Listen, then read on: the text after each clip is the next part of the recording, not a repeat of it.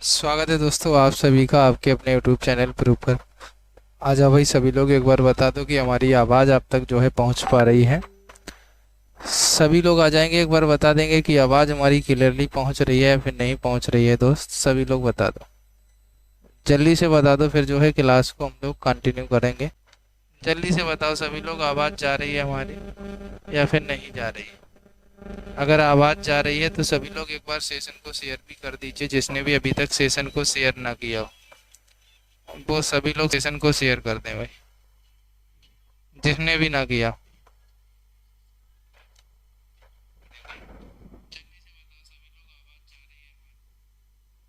सभी को भाई good evening, good evening, Radhe Radhe, जय श्री कृष्ण। हाँ भाई सुजीत मिश्रा जी बोर्ड पे नहीं पढ़ा रहे हैं क्योंकि थोड़ी समस्याएं हैं, है ना। नेटवर्क जो है जो नेट है अभी नहीं लगा हुआ है हमारा, इसलिए बोर्ड पे क्लास नहीं ले रहे हैं। ठीक है, अब हम घर पे आ गए हैं। बात ये है, अभी तक हम पहले बाहर रह रहे थे जहाँ पे नेट की सुविधाएं थी। घर पे हमारे सुविधाएं हैं नहीं। और आप ये कहें कि सर अब घर पे क्यों चले गए, तो आपको बता दें कि बहुत ज़्यादा समस्याएं क्रिएट हो रही थी हमारे लिए, लोग कर रहे थे, इसलिए हमको घर पर आना पड़ा मजबूरन, है ना। तो जैसी भी व्यवस्थाएं हो जाएंगी फिर बोर्ड पे ही क्लास लेंगे भाई। तब तक तो आपको ऐसे ही पढ़ना पड़ेगा। चलिए, कोशिश यही रहती है कि ऐसे भी आपको सारी चीज़ें समझ में आए। ऐसा नहीं है कि ऐसे आपको समझ में नहीं आएंगी, सारी चीज़ें ऐसे भी आपको समझ में आएंगी और कोई दिक्कत परेशानी आपको नहीं होगी। चलिए दोस्तों, क्लास को करेंगे स्टार्ट। उससे पहले आपसे एक बार फिर से कहेंगे कि सभी लोग सेशन को शेयर कर दो। जिसने भी अभी तक सेशन को शेयर नहीं किया है वो सभी लोग कर देंगे। क्लास आपकी स्टार्ट है, जिसमें आज आप लोग प्रोबेबिलिटी पढ़ने वाले हो, जो कि बहुत इंपॉर्टेंट टॉपिक है आपका मैथ का, है ना। और जहाँ से क्वेश्चन आएंगे, जिस टॉपिक को आपने आज से काफ़ी समय पहले पढ़ा हुआ था, यानी जिन लोगों ने मैथ पढ़ा होगा उन लोगों ने काफ़ी समय पहले ये टॉपिक पढ़ा होगा, ठीक है, जिसको आप लोग आज पढ़ने वाले हैं।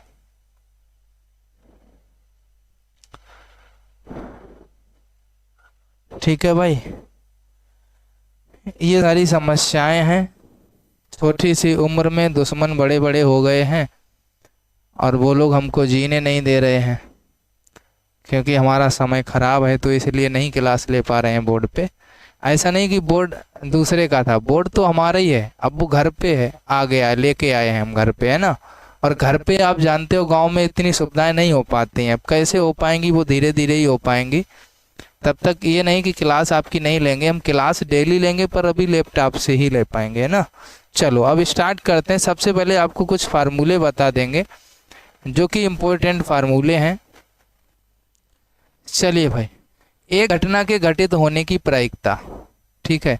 इसीलिए आपको भी एक हम सीख देना चाहेंगे कि कभी भी किसी से आप मतलब ना रखना। ये जमाना ये, आप अपने आप से मतलब रखना, अपने पढ़ाई से मतलब रखना, ठीक है। कभी भी किसी से इतना मतलब ना मत रखना, कभी भी अपनी बातों को किसी को मत बताना। ये सारी सीख हमको मिली है और ये सीख आप लोग हमसे ले लीजिए। आगे जीवन में आपको कभी भी ऐसी परेशानियां नहीं आएंगी, ठीक है। अपनी बातों को गुप्त रखें, किसी को मत बताएं, अपने पास तक ही सीमित रखें और अपनी पढ़ाई पर ध्यान दें। ये समय ऐसा है कि अगर आप पढ़ लिख लेंगे तो आप बहुत कुछ कर लेंगे जीवन में, और अगर आप नहीं पढ़ पाएंगे तो बहुत दिक्कतें उठानी पड़ जाएंगी जीवन में, है ना। तो इसलिए आराम से अपने काम पे फोकस करना है बस, ठीक है। चलो, एक घटना घटित होने की प्रायिकता, ऐसा आपको कभी क्वेश्चन में आएगा, है ना। दूसरा, जब सैंपल स्पेस यस में घटना ई के सभी अनुकूल परिणामों की संख्या को कुल परिणामों की संख्या से विभाजित किया जाता है, वह किसी घटना ई के घटित होने की प्रायिकता को दर्शाता है। तब आपको ऐसी स्थिति में ये फार्मूला लगाना पड़ता है, पी ई बराबर एन ई अपान एन एस। कब, जब कोई आपको दिया जाए यस में घटना ई के सभी अनुकूल परिणामों की संख्या के कुल परिणामों की संख्या से विभाजित किया जा रहा हो, वह किसी घटना ई के घटित होने की प्रायिकता को दर्शाएगा। और जिस फार्मूले में जिस चीज़ के लिए हम कौन सा फार्मूला लगाएंगे, पी ई बराबर एन ई अपान एन एस, ठीक है। हाँ चलो भाई, गुड इवनिंग सभी को, गुड इवनिंग।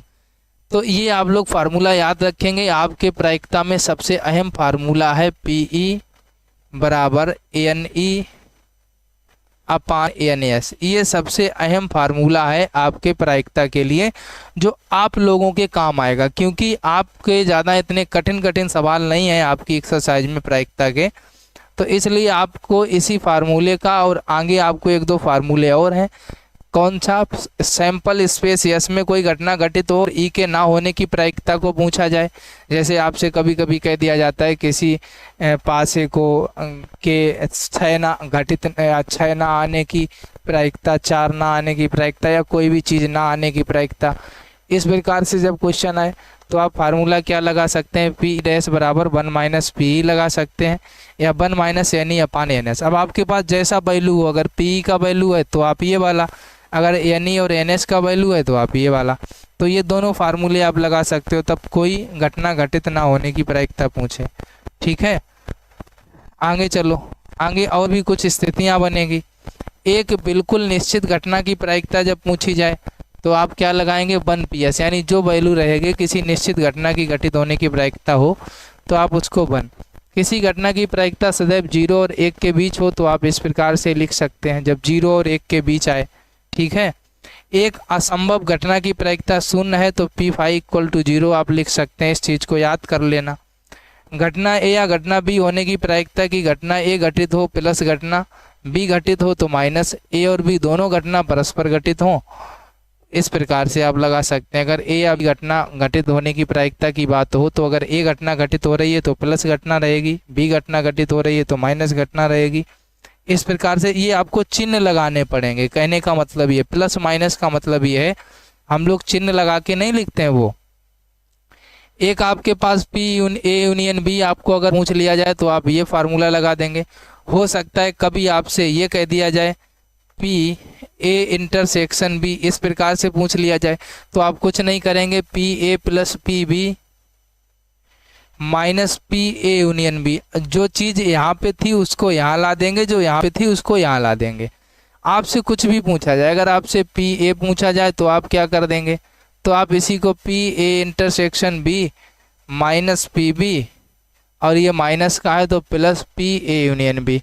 मतलब आप इसी एक फार्मूले से इन सभी की वैल्यू निकाल लेंगे, 4 के चारों की, चाहे ये पूछा जाए, चाहिए कुछ भी पूछा जाए। अब आप लोग कहेंगे सर इनका इन फार्मूलों का प्रयोग कब और कैसे करेंगे, वो भी आगे सामने आएगा अभी। लेकिन एक बार अगर आप इस चीज़ को देख लेंगे तो ये होगा, आपको जब सवाल लगाएंगे ये नहीं महसूस हो पाएगा कि यार ये तो हमको पता ही नहीं था, सर जी ने ऐसा कैसे कर दिया। इसलिए आपको ये चीज़ दिखा रहे हैं कि जब ये किया जाएगा तब आपको समझ में आ जाए कि हाँ सर जी ने क्लास शुरू करने से पहले ही बता दिया था कि ऐसी ऐसी स्थिति क्रिएट हो सकती है, वहाँ पर ये फार्मूला लग सकता है। तो इसलिए ये चीज़ आपको दिखा दे रहे हैं ताकि आपको दिक्कत ना हो। फिर गुणा का नियम क्या होता है? मल्टीप्लिकेशन के नियम की महत्ता दो घटनाओं के परस्पर होने की प्रायिकता निकालने में, यानी ऐसी स्थिति की घटना ए और घटना बी को घटी हो। अब देखो गुणा का नियम कब प्रयोग करेंगे? आप वहां पर प्रयोग करेंगे जहां पर ऐसी घटना घटित हो रही हो जो और बी दो घटनाएं घटित हो रही हो, उस स्थिति में परस्पर प्रायिकता पूछी जाए, तब आप मल्टीप्लिकेशन का नियम लगाएंगे, मल्टीप्लिकेशन का नियम लगाएंगे, यानी मल्टीप्लाई करके लगाएंगे। दूसरा, घटना ए और बी दोनों घटित होने की प्रायिकता है कि घटना ए घटी हो तो गुणा घटना बी घटी हो, जब घटाना ए से पहले घट गई हो तब। कब ऐसा करेंगे? जब ए से पहले घटना घट गई हो तब ये काम करेंगे। P ए इंटरसेक्शन बी बराबर P बी अपाने, तब इस वाले फार्मूलों को लगाएंगे। जब आप कहेंगे सर कैसे पहचानेंगे? आपसे सीधा सीधा सवाल में कहा जाएगा कि ये घटना पहले घटित हो जाती है, या इस घटना के पहले घटित होने की प्रायिकता, या इस घटना के बाद में घटित होने की प्रायिकता, ऐसे क्वेश्चन आता है तो वहाँ पर सीधा सीधा लिखा रहेगा। आप बिल्कुल टेंशन ना लीजिए, ये ना सोचना सर हम समझेंगे कैसे, वहाँ लिखा रहेगा सवाल में, सब कुछ लिखा आएगा। कभी आएगा कि 10 लाल गेंदें 5 काली गेंदें, अब आप बताइए 5 लाल गेंदें निकालने की प्रायिकता क्या है, ऐसे क्वेश्चन आएंगे, है ना। अब अगला है गिनती का योग का नियम। ई एक घटना है जो घटना E1 और E2 में से किसी एक के घटने से घट जाती है, जहाँ पर ये फार्मूला लगा देते हैं। गुणन का नियम में यहाँ पर E1 और E2 है ना, दोनों एक साथ घटाने से घटती हैं। जैसे अगर ऐसा आ जाए तो आप ये फार्मूला लगा देंगे। गिनती का गुणन नियम, इनका प्रयोग नहीं होगा, ये हमने लगा दिया है, लेकिन इसको आप मत याद करिए क्योंकि इसका प्रयोग नहीं होगा आपके सवाल में। हाँ प्रयोग होगा, किसका प्रयोग होगा वो हम आपको आगे बताएंगे। इसका प्रयोग ना के बराबर अगर एक आध कोई क्वेश्चन मिल जाता है तो, नहीं तो असंभव है, इसका प्रयोग नहीं होगा। तो इसको अगर होगा तब देखेंगे, अभी दिमाग में बैठाने की आवश्यकता नहीं। अब आपके सामने एक सवाल आता है, जब एक सिक्के को एक बार उछाला जाता है तो प्रतिदर्श क्या होगा। सबसे छोटा सवाल है ये प्रायिकता का। एक बार सभी लोग शेयर करो, अच्छे से समझा के जाएंगे। अब फार्मूले आपने देख लिए, उनको ज़्यादा आपको टेंशन लेने की आवश्यकता नहीं है, वो हमने सिर्फ दिखाए हैं। अब चीज़ें तो आप यहाँ से सीखेंगे। जब एक सिक्के को एक बार उछाला जाता है तो प्रतिदर्श होगा। आज ये पार्ट 1 है, अभी पार्ट 2 जो लाएंगे उसमें आपके किताब के सारे सवाल लाएंगे जो कल होगी क्लास। आज पार्ट 1 में हम ऐसे प्रश्न लाए हैं बिल्कुल जीरो वाले, जीरो लेवल के प्रश्न, जिनको आप पहले समझो कि आखिर प्रायिकता लगती कैसे है। जब आप ये चीज़ समझ पाएंगे तब हम आपके किताब के क्वेश्चन कल करवाएंगे, जिससे कि आप उनको फिर समझ के लगा पाएं। बताओ, अब जब एक सिक्के को एक बार उछाला जाता हो तो प्रतिदर्श क्या हो सकता है, बताओ।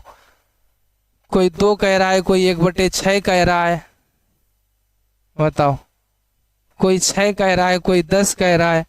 भाई आप ये समझो, एक बार आपको हम बताएं, समझने की कोशिश करना।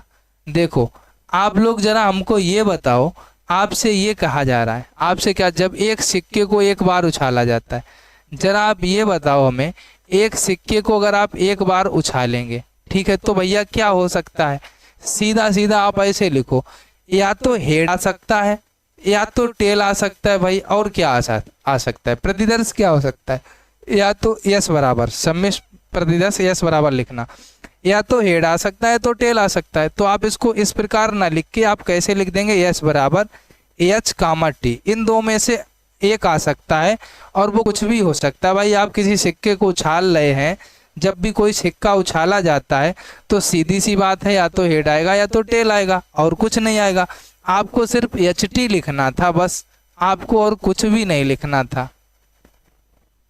हाँ, या तो हेड या टेल प्रतिदर्श पूछा जाएगा तो आप क्या लिखेंगे भाई, कोई भी सिक्का, ये मान लो रुपया है 1 का, अगर इसको हम उछाल दे रहे हैं तो या तो भैया 1 रुपया लिखा हुआ आ जाएगा, या तो अशोक का स्तंभ बना हुआ आ जाएगा, ठीक है। और तो कुछ आने वाला ना, बताओ, और कुछ आने वाला हो तो कुछ नहीं आएगा, हेड टेल में से ही आएगा। तो आपको कुछ नहीं लिखना था, एच टी लिखना था। बात समझ में आई यहाँ पे। चलो दूसरा प्रश्न ऐसा ही सेम। अब आपसे कहा जा रहा है कि जब 6 फलक वाले पासे को एक बार फेंका जाता है तब प्रतिदर्श क्या होगा। मान लो एक पासा है, सभी लोग लूडो खेलते हैं, उसमें पासा रहता है पासा। अगर उस पासे को, जैसे मान लो ये पासा किस प्रकार का बना होता है, थोड़ा बहुत हम याद कर पा रहे हैं, बनाने की कोशिश करेंगे, अगर बन जाएगा तो। मान लो इस प्रकार का, मान लो यहाँ 1 है पासे में, ठीक है, मान लो यहाँ पर 2 है, यहाँ पर 6 है, या यहाँ 3 लिख लो, 6 लिख लो। मान लो ये पासा है, इसको आपने फेंका, तो बताइए प्रतिदर्श क्या हो सकता है। 6 हो सकता है, कोई कह रहा है 1/6 हो सकता है, सिका जी कह रहे हैं 6 हो सकता है, लाडली जी कह रहे हैं 1/6 हो सकता है। अरे पागलों, ये बताओ, एक जो पासा होता है, पासा जो होता है, इसमें कितने फलक होते हैं, 6 फलक, और उन 6 फलक में अंकित क्या होता है, 1 2 3 4 5 6, यही तो अंकित होता है। अब हमने पासा को जब उछाल ही दिया है तो हमें क्या पता है कि 1 आएगा कि 2 आएगा कि 3 आएगा कि 4 आएगा कि 5 आएगा कि 6 आएगा, हमें नहीं पता है क्या आएगा। तो इसमें से कुछ भी आ सकता है। आंसर ये करो, 1 2 3 4 5 6, कुछ भी आ सकता है, क्योंकि हमें क्लियर ही नहीं है। भाई पासे को उछाल दिया, हमें क्या पता क्या आएगा। 1 आ सकता है, 2 आ सकता है, 3 भी, 4 भी, 5 भी, 6 भी, कुछ भी आ सकता है, कुछ भी। हमारी आवाज 2 बार क्यों आती है, यही तो हमारे समझ नहीं आता भाई।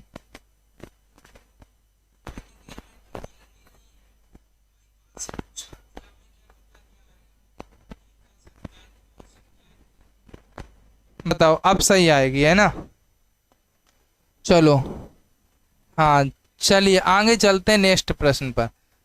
अगला प्रश्न है, जब सिक्के के एक जोड़े को उछाला जाता है या एक ही सिक्के को दो बार उछाला जाता है तो क्या होगा। चलो अब बताएं। आवाज कभी कभी इसलिए आ जाती है वापस क्योंकि जिस कमरे में हम हैं वो कमरा ज्यादा बड़ा नहीं है, 10 बाई 11 बाई 7 का है ना, मतलब 7 फुट चौड़ा और 11 फुट लंबा। तो उसमें क्या रहता है कि आवाज गूंज जाती है, तो ऐसा हो सकता है दीवालों से टकरा करके आपके पास आवाज आ जाती हो, है ना, प्रायिकता हो जाती हो। अब बताओ, इसमें जब सिक्कों के एक जोड़े को उछाला जाता है, एक ही सिक्के को दो बार उछाला जाता है तो बताओ। जोड़ा या एक ही सिक्का दो बार उछालना एक ही बात तो हो गई, है ना।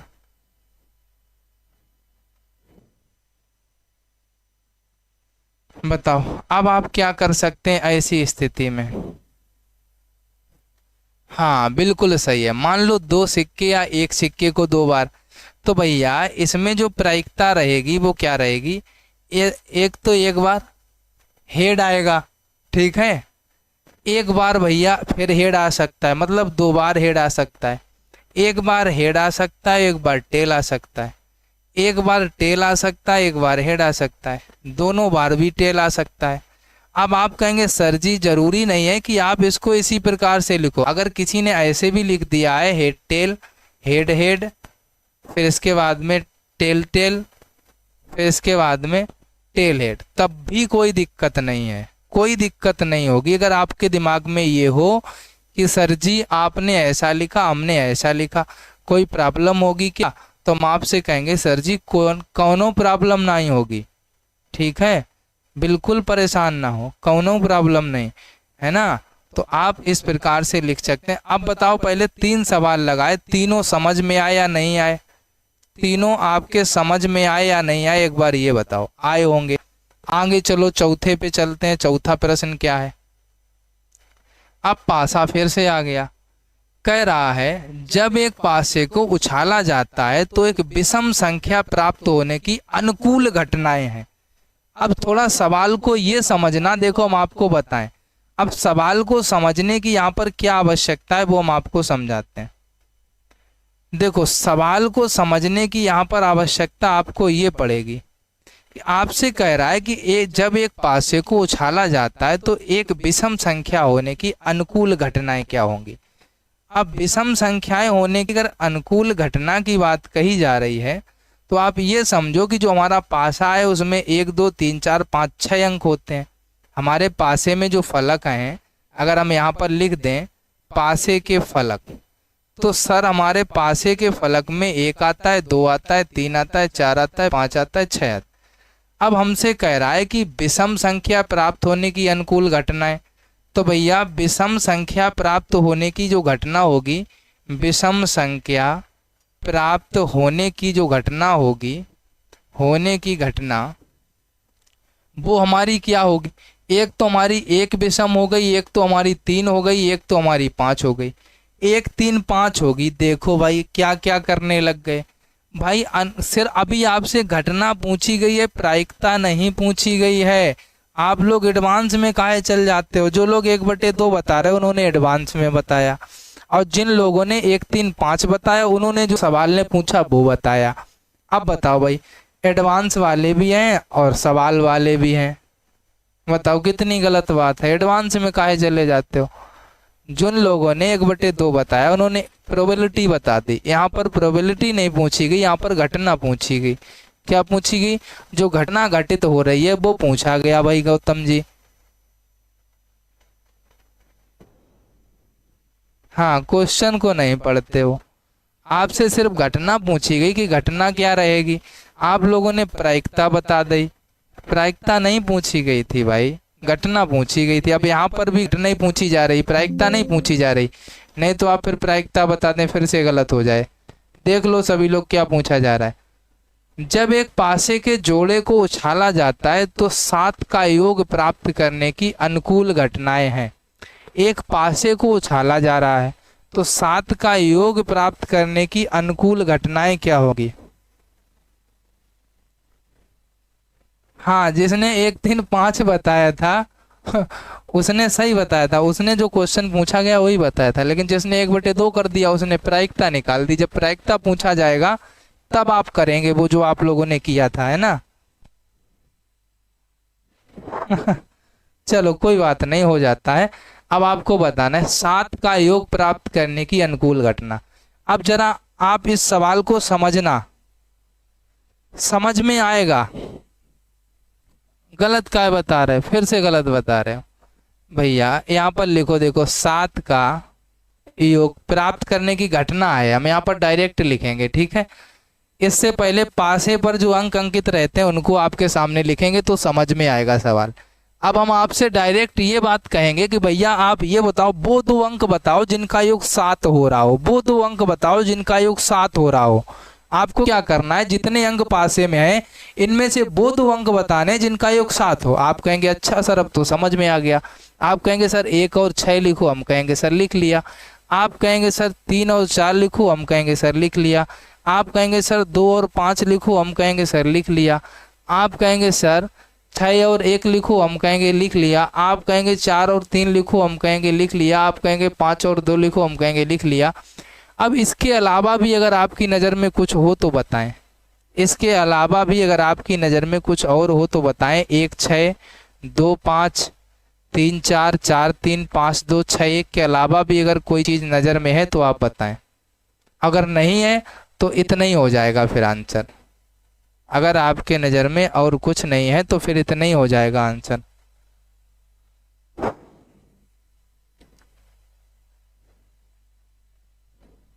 बताओ आ गया ना सभी का। आपको ये सीधा सीधा लिखा था, देखो 7 का योग प्राप्त करने की अनुकूल घटनाएं। ऐसी आपको चीजें घटनाएं बतानी थी जिनसे 7 का योग बन जा रहा हो। बस सवाल को समझते जाइए, सवाल आपके समझ में आ जाएगा। आगे चलो नेक्स्ट प्रश्न पर। अगला प्रश्न देखो क्या है। जब एक पासे को फेंका जाता है तो एक विषम संख्या प्राप्त करने की प्रतिकूल घटना। अब यहाँ पर थोड़ा सवाल को समझना। अभी अनुकूल घटना थी, ठीक है, आपने अभी अनुकूल घटना पढ़ा था, लेकिन अब आप क्या पढ़ रहे हैं दोस्त, अब आप पढ़ रहे हैं प्रतिकूल घटना। तो आप ये बताइए, विषम संख्या प्राप्त करने की प्रतिकूल घटना बताना है, तो आप बताइए आंसर क्या होगा। सभी लोग बताइए। विषम संख्या प्राप्त करने की प्रतिकूल घटना बतानी है। तो फिर से पासा आप पेपर में लगाएंगे तो आप पासे पर अंक अंकित इतना जरूर लिखा करना। अगर पेपर में मान लो प्रश्न आ गया, पासे पर अंक अंकित बराबर 1 2 3 4 5 6 ऐसे लिखना। अब आप यहाँ पर लिखना कि एक विषम संख्या प्राप्त करने की प्रतिकूल घटना बराबर, पूरी लाइन लिखना, कहाँ से कहाँ तक, यहाँ से, एक विषम संख्या प्राप्त करने की प्रतिकूल घटना बराबर, ठीक है। पूरी लाइन लिखने के बाद तब आप लिखना विषम के प्रतिकूल। यहाँ पर क्या है, 1 2 है, 1 4 है, 1 6, ये विषम के प्रतिकूल हैं, 2 4 6, ठीक है। ये हाँ 3 होंगे, 2 4 6, ये विषम के प्रतिकूल हैं, ठीक है। सभी के समझ में आ गया होगा। आगे चलो, अगला सवाल थोड़ा डेंजरस है।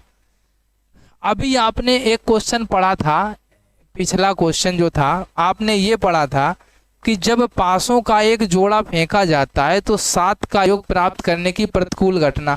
अभी आपने एक सवाल पढ़ा था कि 7 का योग प्राप्त करने की अनुकूल घटना, है ना, पढ़ा था।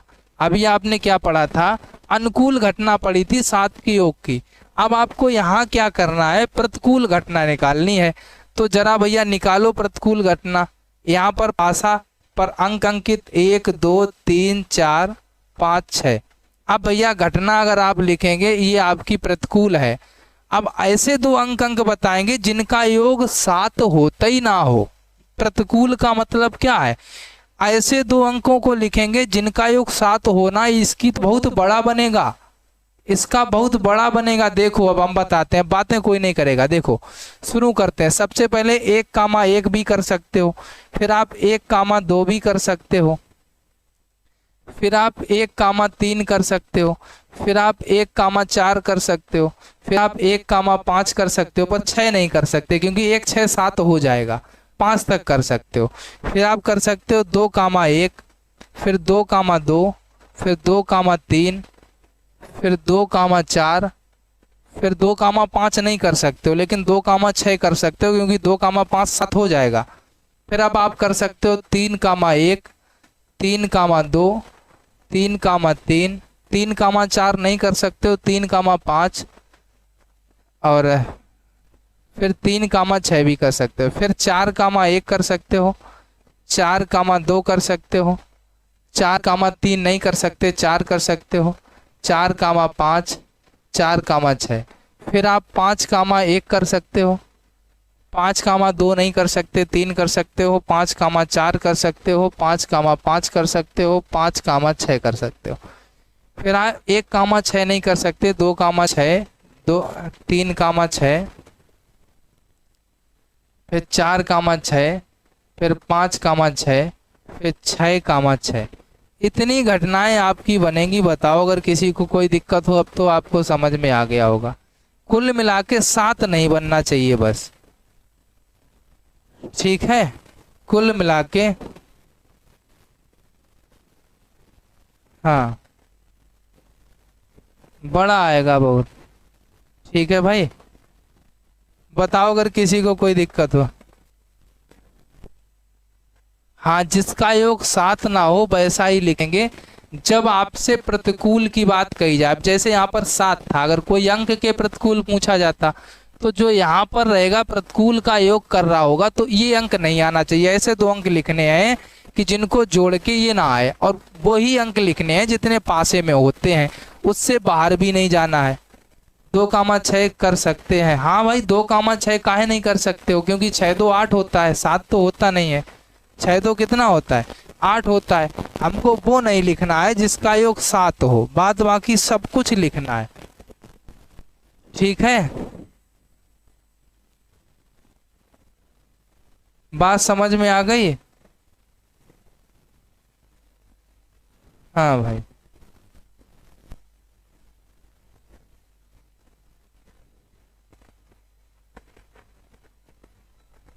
हाँ 30 आए योग, ये 30 होगा, देख लो चाहे तो 30 ही होगा। 1 2 3 4 5 6 7 8 9 10 11 12 13 14 15 16 17 18 19 20 21 22 23 24 25 26 27 28 29 30 होगा, क्योंकि 6 का 6 बार करेंगे तो 36 हो जाएगा।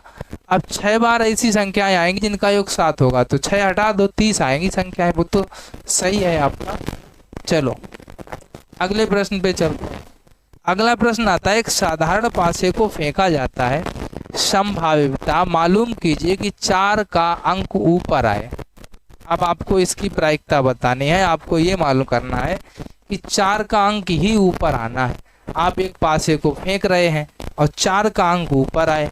बताओ जरा, एक बार सभी लोग क्लास को लाइक कर लेना अगर क्लास अच्छी लग रही हो और क्वेश्चन समझ में आ रहे हो तो भाई लाइक जरूर कर लेना, है ना। अगर क्लास अच्छी लग रही हो और क्वेश्चन समझ में आ रहे हो तो एक बार क्लास को लाइक जरूर करना। नहीं, 30 नहीं लिख सकते हैं, जब घटना पूछी जाती है तो फिर वो संख्या नहीं लिख सकते हैं, आपको पूरी घटना ही लिखनी पड़ेगी जो घटना क्रम होगा। मान लो आप पुलिस में एसआई हैं और आपको चार्जशीट बनानी हो तो उसमें केवल धाराएं लिखने से काम नहीं बनता है, पूरी फाइल बनानी पड़ती है। पूरा लिखना पड़ता है कि मुजरिम घर से कितने बजे निकला, उसने क्या खाना खाया, फिर कहाँ गया, शाम को कहाँ रहा, फिर कितने बजे कहाँ से हथियार लिया और किसका मर्डर किया, कैसे किया, कब किया, कितने बजे किया, सब कुछ लिखना है।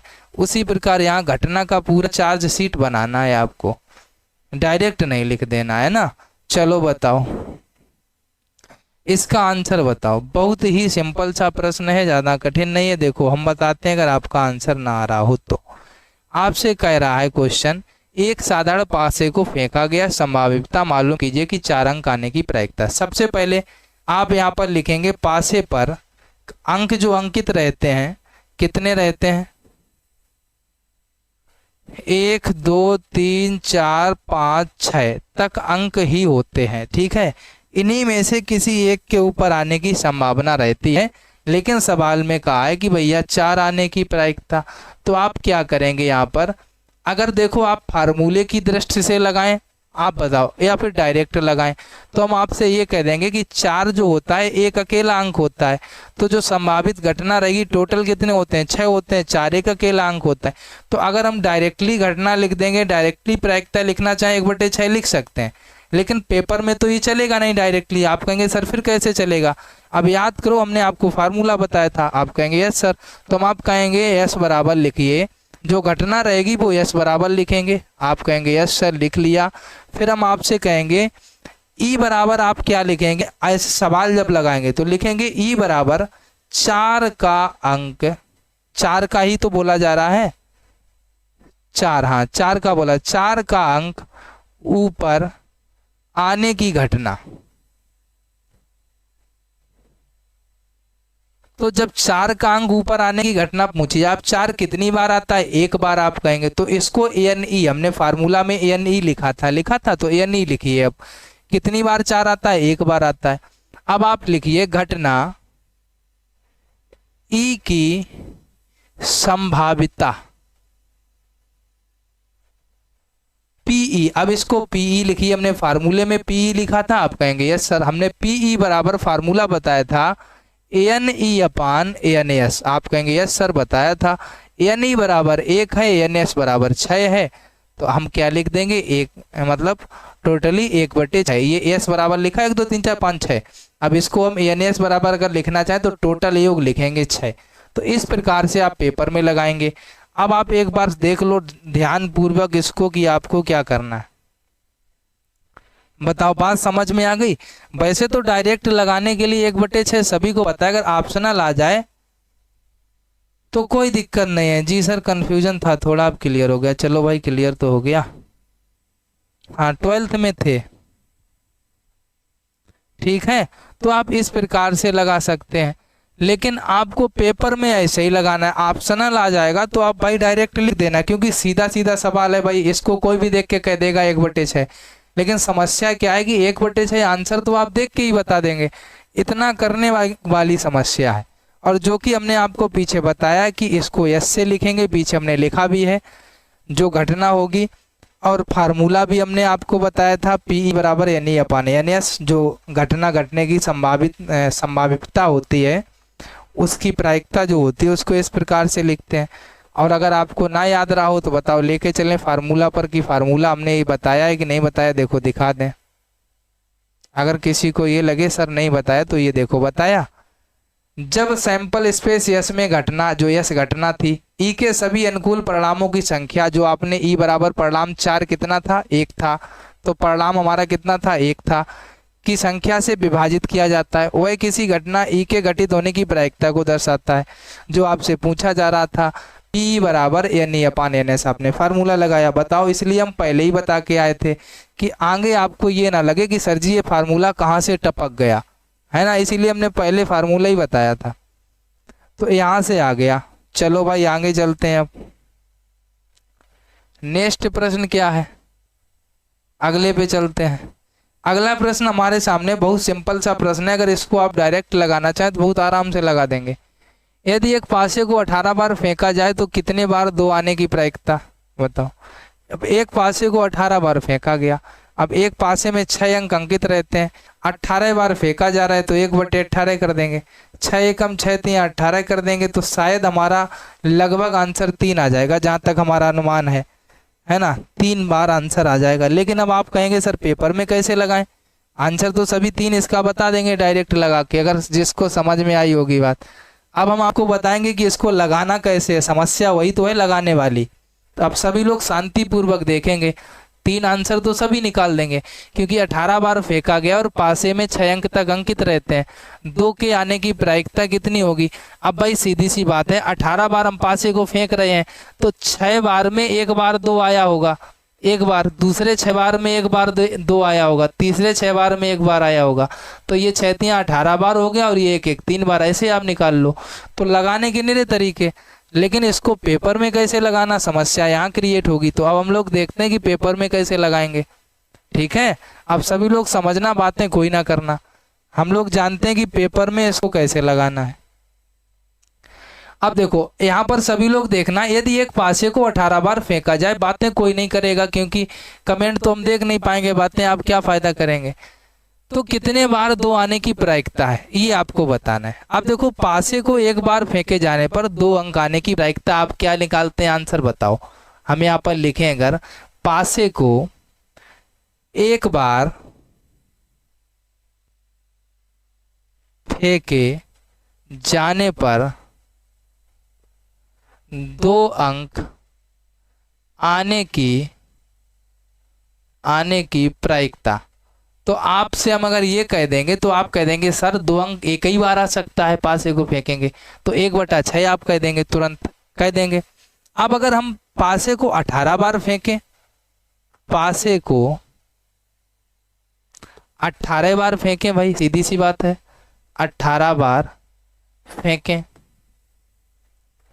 तो भैया अब 1/6, एक बार फेंका तो इतना आया, प्लस 1/6 प्लस 1/6, इस प्रकार से हम 18 बार करते जाएंगे। कितनी बार करेंगे, 18 बार करेंगे। 1/6 1/6 1/6, क्योंकि 18 बार फेंक रहे हैं, एक बार फेंका तो भैया 1/6, तो फिर 18 बार फेंकेंगे तो 1/6 1/6 1/6 18 तक चलेंगे। जब 18 तक हम चलेंगे तो भैया सीधी सी बात है, समझना आप एक बार कि अगर हम 1/6 कॉमन ले लेंगे तो अंदर 1 + 1 + 1 प्लस ऐसे होता चला जाएगा। कितनी बार, 18 बार तक। आप कहेंगे यस सर होता जाएगा, हम कहेंगे तो फिर 1 + 1/6 गुणे जब 1 18 बार होगा तो इनका योग 18 ही होगा। आप कहेंगे यस सर, हम कहेंगे तो 6 एकम 6 6 3 18, आप कहेंगे सर 3 बार, आंसर आ गया। बताओ कितना सिंपल, बहुत ही सरल सी भाषा में हमने आपको ये बताया है। अगर इसको कठिन करना चाहें तो कठिन हो सकता है, लेकिन इससे सरल भाषा और कोई हो ही नहीं सकती। क्यों, क्योंकि आप लोग जानते हो कि किसी अंक के एक बार आने की प्रायिकता सेम उतना ही होता है, 1/6 1/6 1/6, चाहे 2 आने की हो, चाहे 3 आने की हो, चाहे 4 आने की हो, चाहे 5 आने की हो, चाहे किसी की आने की हो, पर आपकी 1/6 होगी। सिर्फ 6 आने की प्रायिकता 6/6 नहीं होगी, बस आप ऐसे समझ लीजिए, ठीक है। तो इसलिए क्या होता है कि आपका जो आंसर रहेगा वो कितना रहेगा, 3 रहेगा। ये चीज आप लोग सोच लीजिए, ठीक है। अब तो आप समझ गए होंगे। हाँ इजी है, ये तो सबसे इजी वे था। हाँ सबसे इजी तरीका ही तो हमने आपको बता दिया।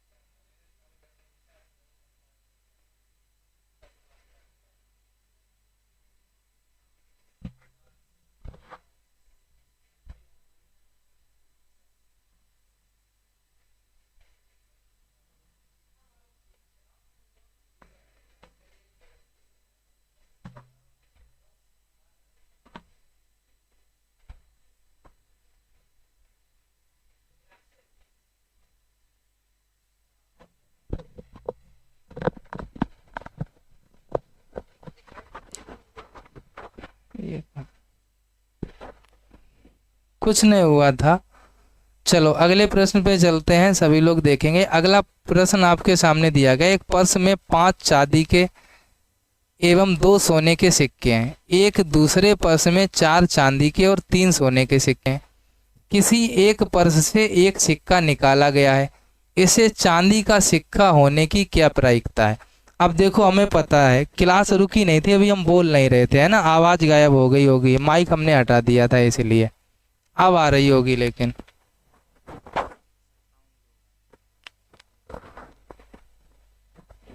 हाँ अब अगला प्रश्न दिया गया है, सभी लोग आंसर बताएंगे, बताओ। हाँ माइक हटा दिया था तभी आवाज़ चली गई थी, अब आने लग गई होगी सभी के पास में। चलो अगले प्रश्न का आंसर बताओ। एक पर्स में 5 चांदी के एवं 2 सोने के सिक्के हैं। एक दूसरे पर्स में 4 चांदी के और 3 सोने के सिक्के हैं। किसी एक पर्स में से एक सिक्का निकाला गया, इसे चांदी का सिक्का होने की क्या प्रायिकता होगी, आपको ये बताना है। बताओ, बहुत सिंपल सा प्रश्न है। देखो कुछ नहीं करना है, 5 चांदी के सिक्के हैं और 2 सोने के सिक्के हैं, और निकाला काहे का जा रहा है, चांदी का निकाला जा रहा है। तो सबसे पहले हम क्या करेंगे, यहाँ पर लिख लो चांदी के सिक्के कितने हैं, आप कहेंगे 5, सोने के सिक्के कितने हैं, आप कहेंगे 2। अब आप ये बताओ टोटल सिक्के कितने हो गए, टोटल सिक्के आपके हो गए 7। कितने हो गए, 5 + 2 7 हो गए ना 7। अब इसमें से अगर हम चांदी का सिक्का निकालेंगे तो आप लिखो चांदी के सिक्का निकालने की प्रायिकता, पूरी लाइन आप लिख लेना। अब चांदी के 5 थे तो भैया 5 सिक्के जब हम कोई भी निकाल सकते हैं, कोई क्लियर तो है नहीं, 5 में से कोई भी आएगा। टोटल कितने, 7। तो भैया यहाँ पर चांदी के सिक्के निकालने की प्रायिकता हो गई 5/7। अब दूसरा जो हमारे पास पर्स है, ये हमारा पहला पर्स था, फर्स्ट लिख लो। सेकेंड वाला जो पर्स है उसमें चांदी के कितने, 4 हैं, तो यहाँ पर लिख लो चांदी के 4। सोने के कितने हैं, 3, यहाँ पर लिख लो सोने के 3। टोटल सिक्के कितने हैं, तो यहाँ पर लिख लो टोटल 7।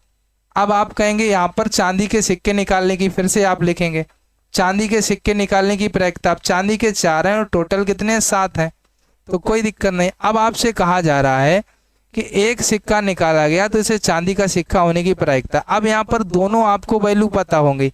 अब आपको भी एक हमने फार्मूला पढ़ाया था गुणन वाला, देखो अभी दिखा दें, इसीलिए हमने सबसे पहले आपको वही चीज़ें बताई थी। यहाँ पर देखो गुणन वाला कहाँ पे है फार्मूला, आपको दिखाते हैं, नहीं तो आपको लगेगा पता नहीं क्या कर दिया। ये देखो गुणन वाला पढ़ाया था, गिनती का गुणन नियम, एक गिनती का योग नियम। योग वाला नहीं लगेगा, अब कौन सा लगेगा, गुणन वाला। यदि ई एक घटना है, जो घटना E1 और E2 दोनों के एक साथ घटाने से घटती है, तो NE बराबर NE1 NE2, ये पढ़ाया था फार्मूला। तो इस फार्मूले के हम योग से इस सवाल को लगा देंगे। कैसे, अब यहाँ पर डायरेक्ट आप लिख लेना, प्रायिकता पूरा लिखना पड़ेगा आपको, हम इतना ही लिखे दे रहे हैं। आप लिखना एक सिक्का निकाला गया तो चांदी के सिक्के होने की प्रायिकता बराबर कितना, गुणन वाला लगाएंगे। फार्मूला लिखने की कोई आवश्यकता नहीं, आप ऐसे डायरेक्ट लिख सकते हैं।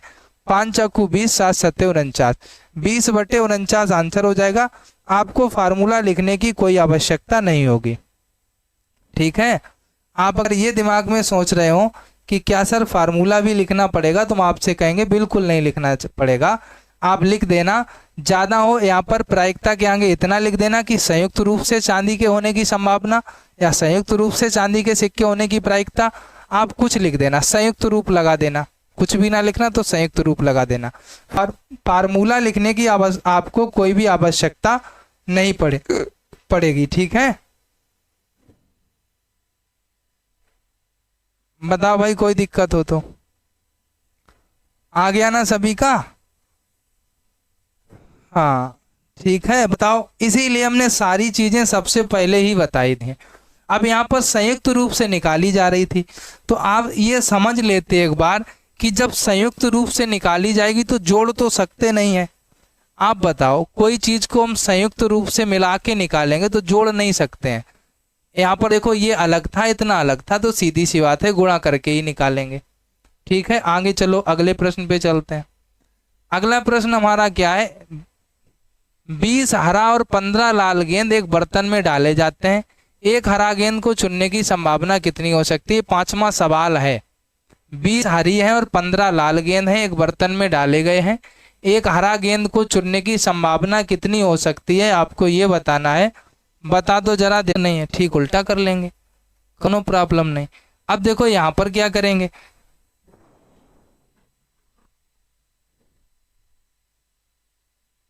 चलो कोई दिक्कत नहीं। अगला सवाल देखो, सभी लोग बातें कोई नहीं करेगा, सभी ने आंसर कर दिया। अब हम आपको बताते हैं। देखो यहाँ पर सबसे पहले आप लिख लो कुल गेंद, क्या लिखेंगे, कुल गेंद। तो 20 है + 15 है, कुल गेंद कितनी होगी, 35 होंगी। क्लियर है, आप कहेंगे यस सर क्लियर है। एक हरा गेंद चुनने की प्रायिकता निकालनी है, एक हरा गेंद चुनने की प्रायिकता निकालनी है आपको। अब देखो यहाँ पर लिख दें भाई, हरा कितनी है, हरी गेंद कितनी है, 20 है, लाल कितनी है, 15 है। तो भैया जब हरी गेंद एक निकालेंगे तो 20 में से कोई भी एक हो सकती है, हमें क्या पता है कितनी होगी, नहीं पता है, तो पूरा 20 लिखो। यहाँ पर 35 टोटल है, टोटल लिखो, टोटल में से इन 20 में से कोई भी एक हो सकती है। 5 चक्कू 20, 5 सत्ते 35, कितना आएगा? 4/7 आएगा। कितना आएगा? 4/7 आएगा। बताओ भाई कोई दिक्कत होगा? बताओ किसी को भी कोई दिक्कत हो यहाँ पर सवाल में? एक बार भाई जिसने भी क्लास को लाइक ना किया हो दोस्त, सभी लोग लाइक कर लेना। 4/7 आंसर आएगा भाई। 20/35 को कट कर दो, 20/35 को कट कर दीजिए, है ना।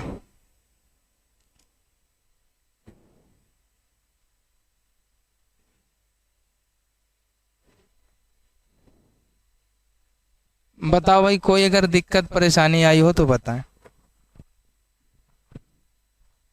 4/7 आ गया सभी का? सभी का आंसर आ गया होगा, ऐसा कोई नहीं होगा जिसका ना आया हो। चलो भाई अगले प्रश्न पे। अगला प्रश्न नहीं है, इतने ही प्रश्न थे। कल इसका पार्ट 2 लाएंगे, सभी लोग आएंगे। कल आपके किताब की पूरी एक्सरसाइज होगी। आज किताब की एक्सरसाइज नहीं थी क्योंकि किताब में थोड़े 2-4 प्रश्न ही सरल थे, बाद बाकी टफ थे और जो कि आपके फिर समझ में आते नहीं। तो आज आप लोग इस चीज़ को समझ गए होंगे। कल हम लोग सारे क्वेश्चन जो भी 10 से 12 प्रश्न आपके किताब के हैं वो सारे करने वाले हैं, जो आपको पार्ट 2 में कल कराए जाएंगे। तो कल इसका पार्ट 2 होगा, सभी लोग आइएगा। बताइए आज की क्लास आपको कैसी लगी, सभी लोग बताइए। अगर क्लास अच्छी लगी हो तो अपने दोस्तों को भी शेयर कर देना। जिनको प्रायिकता से डर लगता हो उन सभी मित्रों को शेयर करिए। इसके बाद में कल इसका हम आपके लिए पार्ट 2 लाएंगे। आप लोग बिल्कुल भी परेशान मत होइएगा, है ना। कल आपके लिए इसका पार्ट 2 आ जाएगा, तो टेंशन लेने की आवश्यकता नहीं है, ठीक है। कल आप लोग इसका पार्ट 2 देखेंगे। बताओ भाई कोई दिक्कत हो तो हमको बताइए। वैसे तो कोई दिक्कत ही नहीं होगी, हम दूसरे स्टाइल से पढ़े। बीएड वालों को 5 वालों को बीएड महापंचायत है सर प्रयागराज में आइए। अच्छा बीएड वालों की 5 को महापंचायत है सर प्रयागराज में आइए। अच्छा ये बात है, यानी धरना है। कुंदन मिर्जापुर जी, कुंदन भैया कानपुर वाले हो ना आप? एक बार जरा हमको बताइए।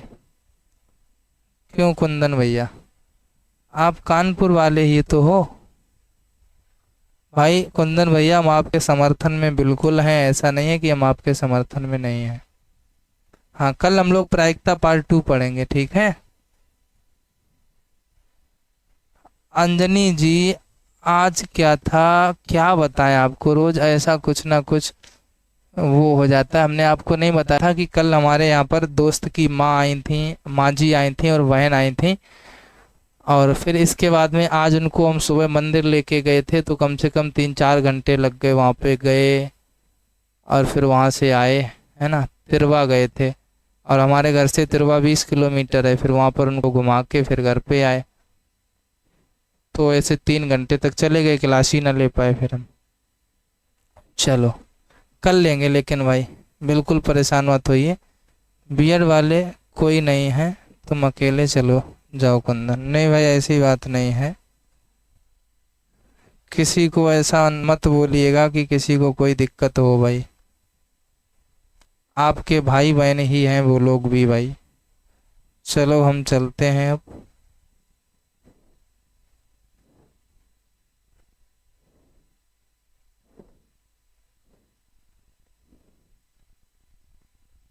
चलें, सभी को bye bye, take care, bye bye भाई, बाय बाय बाय।